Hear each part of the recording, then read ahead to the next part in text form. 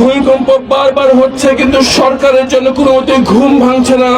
আমরা ওয়াদা করছি যদি আপনারা দাঁড়িপাল্লার উপর রাস্তা রাখেন তাহলে ভূমিকম্পের ব্যাপারে আমরা এমন ব্যবস্থা নেব যেন কোনো যানবাহনের ক্ষয়ক্ষতি না হয় ইনশাআল্লাহ।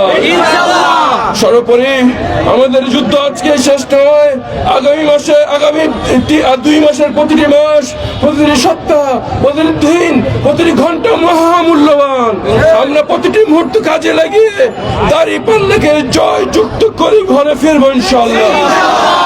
দাঁড়িপাল্লার বাংলাদেশ ইনশাআল্লাহ।